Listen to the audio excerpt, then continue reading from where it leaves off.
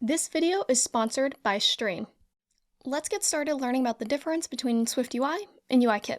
So first, to get started, SwiftUI came out in 2019 at WWDC, Apple's developer conference. But before that, we had what was called UIKit to make the UI of applications. The biggest difference between SwiftUI and UIKit is that SwiftUI is a declarative framework, whereas UIKit is an imperative framework.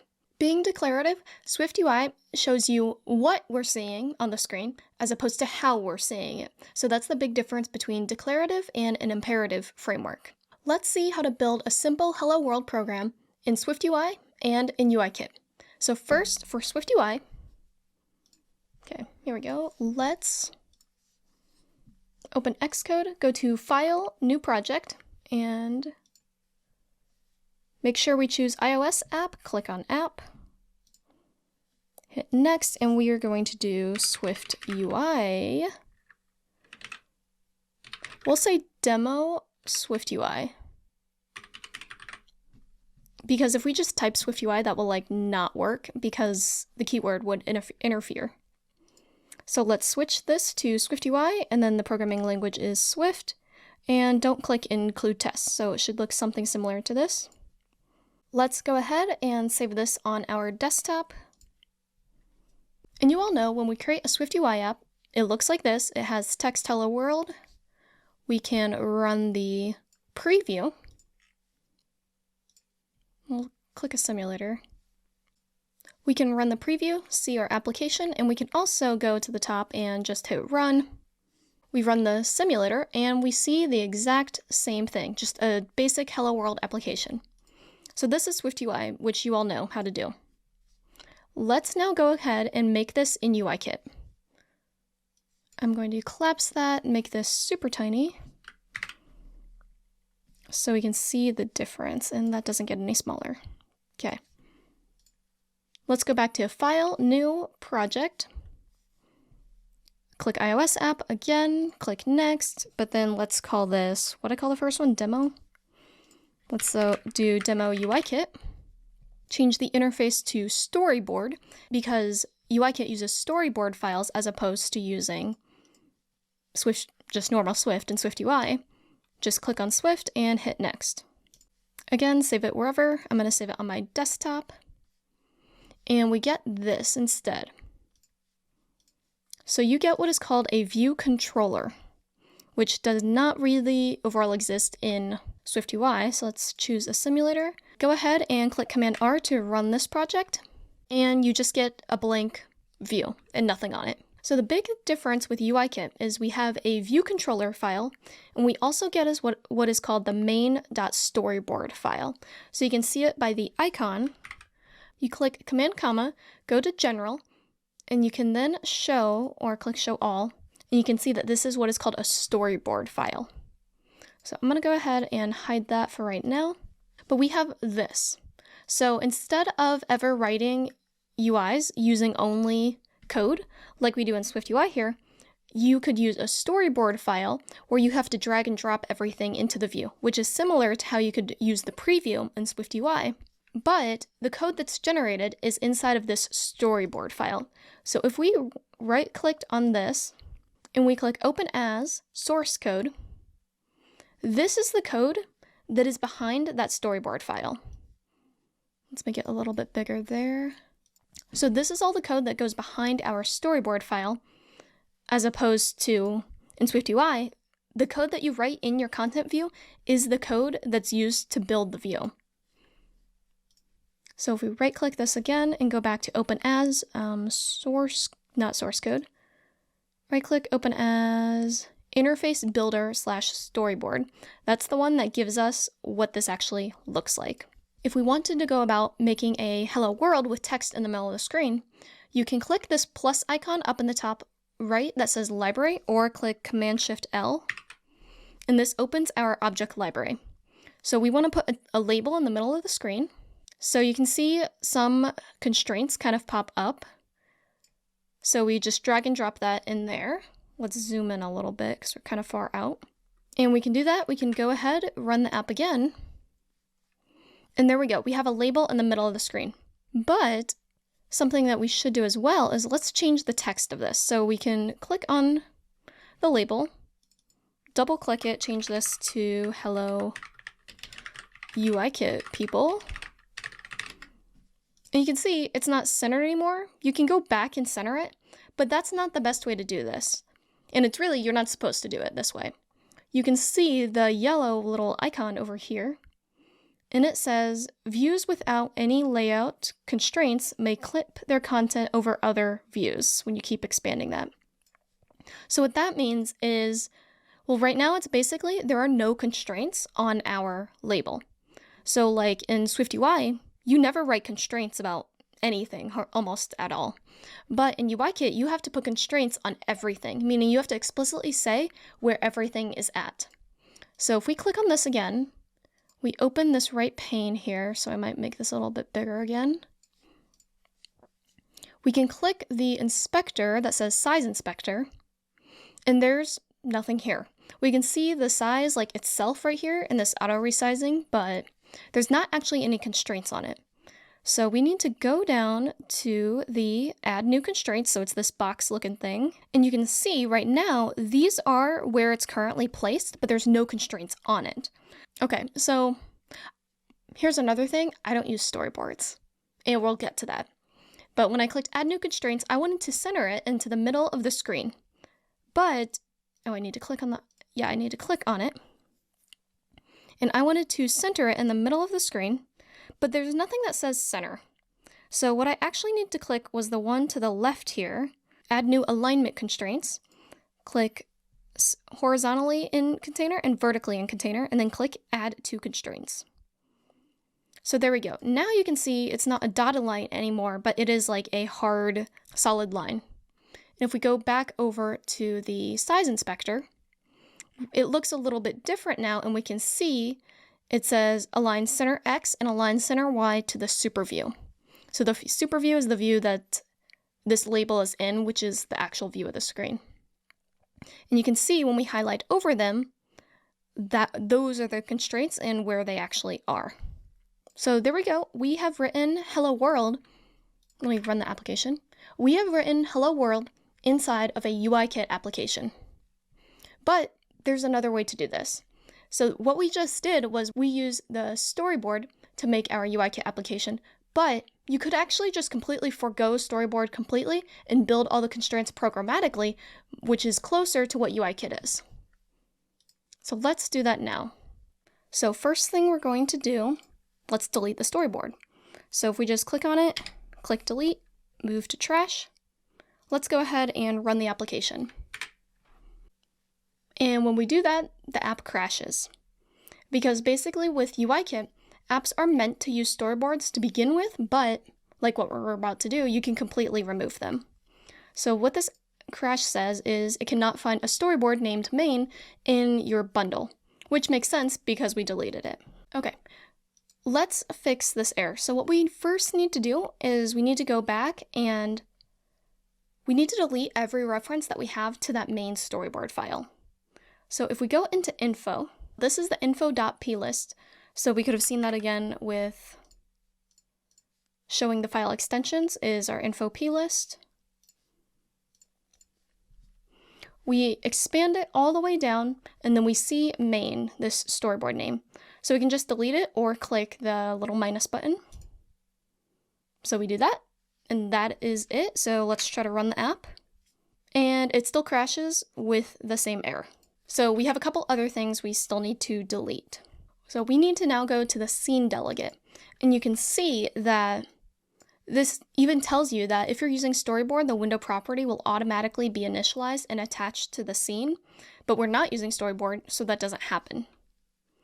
So let's call this a window scene because that's the type that it is. So we make sure that we have a window scene because it's optional.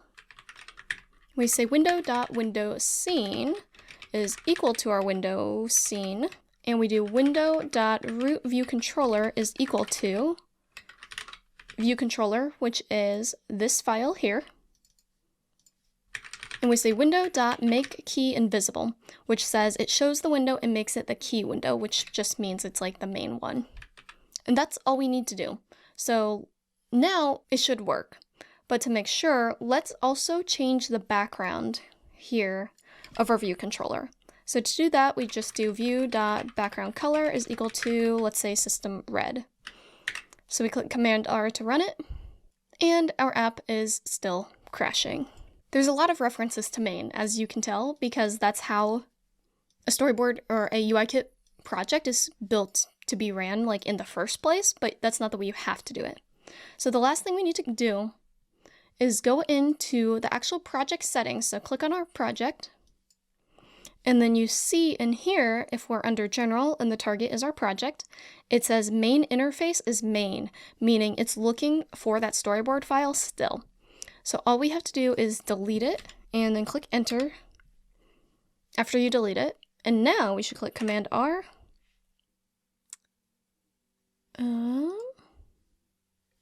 I think it worked. Hang on. This should be red.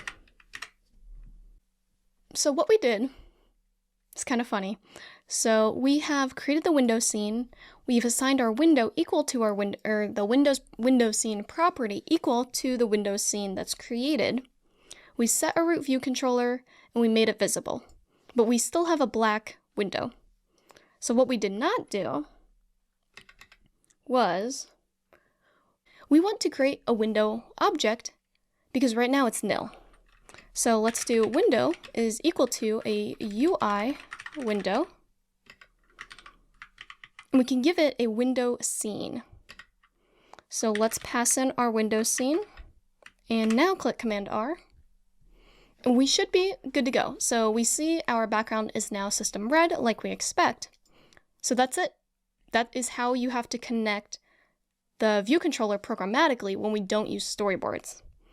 One caveat real quick is I have it typed like this and it does work, but another way I have seen it instead is creating the window, but instead passing a frame, because it says initializes and returns a newly allocated view object with the specified frame rectangle, as opposed to with the window scene, it says creates a window and associates it with the specified scene object. So I don't really know the difference between these, but in a different course that I've seen, they used the window scene dot coordinate space dot bounds to create the window as opposed to passing the window scene directly. I'm not sure if there's a better way, but in the end, we get the same result. So let's comment that one out. And now let's put text on the screen like we did last time. So for this part, we can erase that and let's instead call this system background. And for right now, we will put this in view to load, but that's not where you want to put it in the end. But this is like the first step in the series, so we'll move it at some point in time. So we want to make a label. So let's give the view controller a label. So we say let label is equal to a UI label. And then inside of here, we have the text property of a label. So when we say label.text, we could say equal to hello UIKit programmatically. And if we just run this, it doesn't work. Because like I said, with the storyboard, we had to specifically give it constraints. So here, we need to give it constraints. So to do that, we can type ns layout constraint dot activate. And then this is an array of ns layout constraints. So we'll pass in an array, and we have to type label.centerXanchor dot constraint, and then choose is equal to an ns layout anchor. So we want to say view.centerX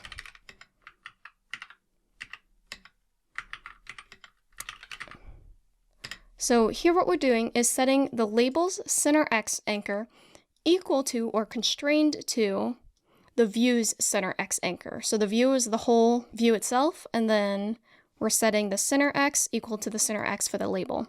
And then we need to do the same thing for center Y. Dot constraint is equal to view.center Y. And now if we ran our program with Command R, okay.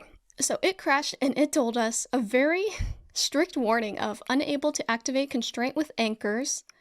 It spits this part out, and then it tells you, because they have no common ancestor, does the constraint or its anchors reference items in different view hierarchies, and says that's illegal, meaning don't do this. And what it really just said was, if we go back to the view controller, we've set all of our constraints, and we're setting equal to the view, but we haven't actually added our label to the view yet. So we have to explicitly say, let's put it right above, view.add_subview, and then pass in a label. And you can see we could have added any UI view and UI label. If we command click on this and click show quick help, it inherits from UI view. So we have added that. Now let's click command R, and we still didn't get anything. So we forgot the most important thing that you will forget many, many times is you need to specify label.translates auto resizing mask into constraints equal to false. And what this means is a Boolean that determines whether the view's auto resizing mask is translated into auto layout constraints. And because we are using our own constraints that we've typed out, we don't want to use the auto layout constraints. You can see more. It says, if a property's value is true, the system creates a set of constraints that duplicate the behavior specified by the view's auto resizing mask. This lets you modify the view's size and location using the frame, bounds, or center properties, allowing you to create a static frame layout with an auto layout. But we want to use our own. See, and right here it says, by default, it's set to true for any view you create programmatically, for any view you programmatically create. If you add views in interface builder, the system automatically sets this to false. So now, if we click Command R, we finally see text on this screen that says, hello UIKit programmatically. And now, a small message from our sponsor. Stream lets you add a chat or activity feed to your application really easily. Stream has a heavily customizable UI using UIKit and a low-level client for SwiftUI, so all the more reason to learn UIKit. Their SDKs are open source, so that means you can look at the code yourself and even customize it even further to your needs. The chat can include group reactions, GIFs, file uploads, and much more. So be sure to check out the link below in the description. So now you've seen how an app is built in UIKit with storyboards and with programmatic UI, and then the difference between that and using SwiftUI. So now you see why some people prefer using SwiftUI over using UIKit when doing the UIs of all the different views because of how much faster it can be. So this is the beginning of a series. We will be comparing SwiftUI with UIKit and getting started with UIKit from a SwiftUI kind of perspective. So if you like this video and want to see more like it or have suggestions of different things you would like to see throughout this tutorial series, let me know and drop that in the comment below. I'll see you in the next one. Bye.